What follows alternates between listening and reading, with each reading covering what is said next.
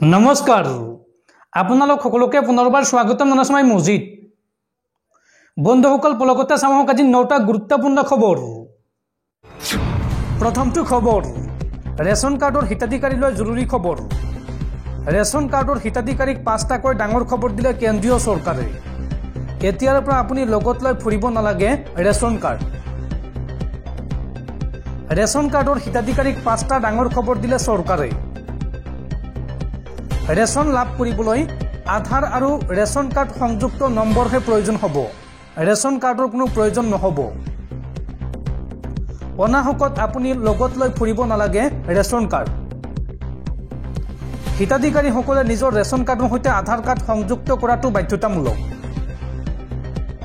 One nation one ration কাৰ্ডৰ অধীনত যিকোনো প্ৰান্তৰ পৰা আপুনি লাভ কৰিব ৰেচন দেশৰ যিকোনো ৰেচন দোকানৰ পৰা আপুনি ৰেচন ল'ব পাৰিব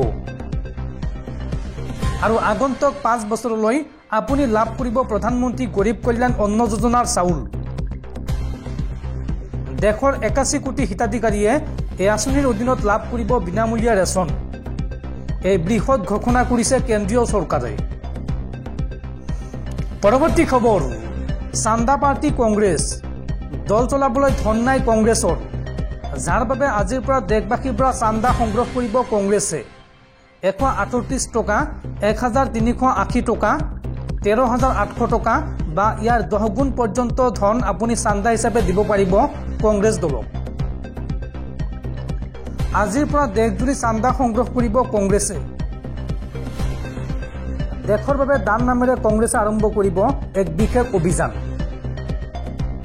2024 চনৰ লোকসভা নিৰ্বাচনৰ বাবে প্ৰস্তুতি আৰম্ভ কংগ্ৰেছৰ অনলাইন যোগে দলটোৱে সংগ্ৰহ কৰিব চান্দা কংগ্ৰেছৰ ৰাষ্ট্ৰীয় অধ্যক্ষ মল্লিকাৰ্জুন খাৰ্গে আৰম্ভ কৰিব এই অভিযান 138 টকা 1380 টকা 13800 টকা বা ইয়াৰ 10 গুণ পৰ্যন্ত ধন আপুনি চান্দা হিচাপে দিব পাৰিব কংগ্ৰেছ দলক এই অভিযানৰ টেগলাইন লগোৱা হৈছে উন্নত দেশৰ বাবে কংগ্ৰেছক আপোনাৰ প্ৰয়োজন ভাৰতক আপোনাৰ প্ৰয়োজন আৰু কংগ্ৰেছৰ এই চান্দা সংগ্ৰহ অভিযানক লৈ বিজেপিয়ে তীব্ৰ কটাক্ষ কৰিছে বিজেপিয়ে এই সন্দৰ্ভত মন্তব্য কৰি কয় 60 বছৰ দেশখনক লুটা দলটোৱে এইবাৰ অনুদান বিচাৰিছে এই বুলি সমালোচনা কৰিছে বিজেপিয়ে গান্ধী পৰিয়ালক সমৃদ্ধ কৰিবলৈ কংগ্ৰেছৰ এই অভিযান বুলি অভিযোগ বিজেপিৰ পৰৱৰ্তী খবৰ চৰকাৰৰ অত্যাধিক বিনামূলীয়া আঁচনিয়ে দেউলীয়া কৰিব দেশক বিনামূলীয়া আঁচনিয়ে স্তব্ধ কৰিব দেশৰ উন্নয়ন ৰিজাৰ্ভ বেংকৰ প্ৰাক্তন গভৰ্ণৰ ৰঘুৰাম ৰাজনৰ এই সকিয়নি ৰঘুৰাম ৰাজনৰ মুখত দেশৰ অৰ্থনীতিৰ ভয়াৱহ ভৱিষ্যতৰ ছবি বন্ধুসকল তাৰপিছত 4 নম্বৰ খবৰটো জনোৱাৰ আগতে আপোনালৈ এটা সৰু ৰিকুৱেষ্ট যদি তেওঁলোকে এই ভিডিঅ'ত লাইক কৰা নাই তেন্তে প্লিজ এটা লাইক কৰি দিয়ক আৰু এনেকুৱা ধৰণৰ নতুন নতুন ভিডিঅ' পাবলৈ চেনেলটো সাবস্ক্ৰাইব কৰি কাষত থকা বেল আইকনটো প্ৰেছ কৰি ৰাখক পৰৱৰ্তী খবৰ এই বিশ্ব ব্ৰহ্মাণ্ডৰ কোনো শক্তিয়ে ঘূৰাই আনিব নোৱাৰে জম্মু কাশ্মীৰত অনুচ্ছেদ 370 সন্দৰ্ভত এই কঠোৰ স্থিতি প্ৰধানমন্ত্ৰী নৰেন্দ্ৰ মোদী ব্ৰহ্মাণ্ডৰ কোনো শক্তিয়ে ঘূৰাই আনিব নোৱাৰে জম্মু কাশ্মীৰত অনুচ্ছেদ 370 সন্দৰ্ভত কঠোৰ স্থিতি প্ৰধানমন্ত্ৰী নৰেন্দ্ৰ মোদীৰ জম্মু কাশ্মীৰক ৰাজ্য হিচাপে ঘোষণা কৰিম এই মন্তব্য মোদীয়ে লগতে কয় যে জম্মু কাশ্মীৰৰ জনতাৰ স্বাৰ্থত 370 অনুচ্ছেদ আঁতৰোৱাটো প্ৰয়োজন আছিল প্ৰধানমন্ত্ৰী নৰেন্দ্ৰ মোদীৰ এই বৃহৎ ঘোষণা পৰৱৰ্তী খবৰ এনচিআৰবিৰ প্ৰতিবেদনত পোহৰলৈ আহিছে এক চাঞ্চল্যকৰ তথ্য দেশত চিনাকি লোকৰে ধৰ্ষণৰ বলি হয় অধিকাংশ মহিলা শেহতীয়াকৈ প্ৰকাশ পাইছে নেশ্যনেল ক্ৰাইম ৰেকৰ্ডছ ব্যুৰো চমুকৈ এনচিআৰবিৰ ক্ৰাইম ইন ইণ্ডিয়া 2022ৰ প্ৰতিবেদন এই প্ৰতিবেদনত দেশৰ বিভিন্ন প্ৰান্তত সংঘটিত অপৰাধকাণ্ডৰ তথ্য সন্নিৱিষ্ট কৰা হৈছে এই প্ৰতিবেদনত এক চাঞ্চল্যকৰ তথ্য ওলাইছে দেশৰ বিভিন্ন প্ৰান্তত প্ৰতিদিনে সংঘটিত হয় ধৰ্ষণৰ দৰে ঘটনা এনচিআৰবিৰ প্ৰতিবেদন অনুসৰি বেছিভাগ মহিলাই চিনাকি মানুহৰেই ধৰ্ষণৰ বলি হয় এনচিআৰবিৰ প্ৰতিবেদন অনুসৰি দেশৰ ভিতৰতে সৰ্বাধিক ধৰ্ষণ কাণ্ড সংঘটিত হৈছে ৰাজস্থানত। তাত ৫,৩৯৯টা ধৰ্ষণৰ অভিযোগ দাখিল কৰা হৈছে আৰু ইয়াৰে অধিকাংশ মহিলাই নিজৰ চিনাকি বা আত্মীয় ব্যক্তিৰ ধৰ্ষণৰ বলি হৈছে। প্ৰতিবেদন অনুসৰি যোৱা বছৰ ৰাজস্থানত ৫৭৬টা ধৰ্ষণ মহিলাৰ পৰিয়ালৰ সদস্যই কৰিছিল। ১,৪৯৩টা গোচৰৰ অভিযুক্ত আছিল বন্ধু, লিভ ইন পাৰ্টনাৰ বা প্ৰাক্তন স্বামী। NCRBৰ প্ৰতিবেদন অনুসৰি ৫,৩৯৯টা ধৰ্ষণৰ গোচৰৰ ভিতৰত ২৬৮টা গোচৰত অভিযুক্তক চিনাক্ত কৰিব পৰা নাছিল ভুক্তভোগীয়ে। পৰৱৰ্তী খবৰ, নিষিদ্ধ ঘোষিত উগ্ৰপন্থী সংগঠন আলফা স্বাধীনৰ মুখ্য সেনাধ্যক্ষ পৰেশ বৰুৱাক লৈ এইবাৰ ডাঙৰ মন্তব্য কৰিছে মুখ্যমন্ত্ৰী হিমন্ত বিশ্ব শৰ্মাই। হিমন্ত বিশ্ব শৰ্মাই এই সন্দৰ্ভত মন্তব্য কৰি কয় যে পৰেশ বৰুৱাৰ সৈতে মই মাজে সময়ে কথা বতৰা পাতোঁ। অসমত আলফাই গ্ৰেনেড বা বোমা ফুটালে মনটো বেয়া লাগে। অসমক যদি পৰেশ বৰুৱাই ভাল পায় তেন্তে উভতি আহক। এই মন্তব্য মুখ্যমন্ত্ৰী হিমন্ত বিশ্ব শৰ্মাৰ। পৰৱৰ্তী খবৰ, ভাৰত বাংলাদেশ সীমান্তত পুনৰ BSFৰ গুলীত মৃত্যু হৈছে 2 বাংলাদেশী নাগৰিকৰ। অবৈধভাৱে ভাৰতত প্ৰৱেশ কৰা 2 বাংলাদেশী নাগৰিকক গুলীয়াই হত্যা কৰিলে সীমান্ত সুৰক্ষা বাহিনী চমুকৈ BSFে। সীমান্তত পুনৰ BSFৰ গুলীত নিহত হৈছে 2 বাংলাদেশী নাগৰিক। ভাৰতত অবৈধভাৱে প্ৰৱেশ কৰিছিল চোৰাং সৰবৰাহকাৰী দুটাই।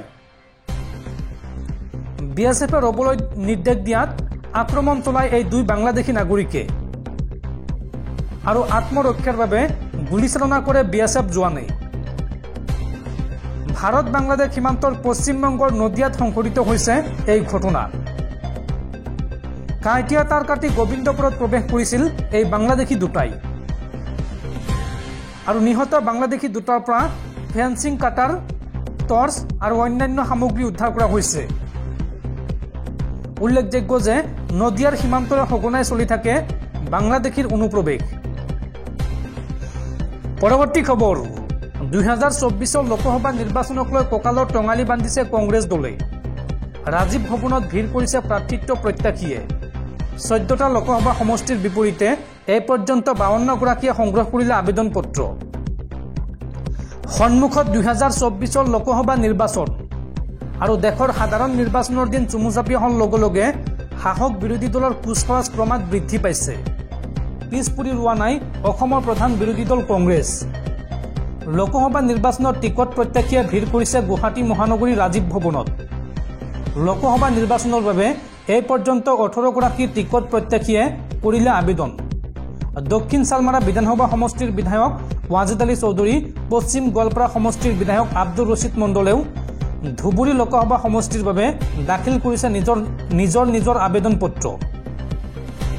ইয়াৰ উপৰি প্ৰাক্তন বিধায়ক ৰাজু চাহু, প্ৰাক্তন সাংসদ মাধৱ ৰাজবংশী, জ্যেষ্ঠ নেত্ৰী ববিতা শৰ্মা আৰু কৃষ্ণা গগৈয়েও আবেদন পত্ৰ জমা দিছে।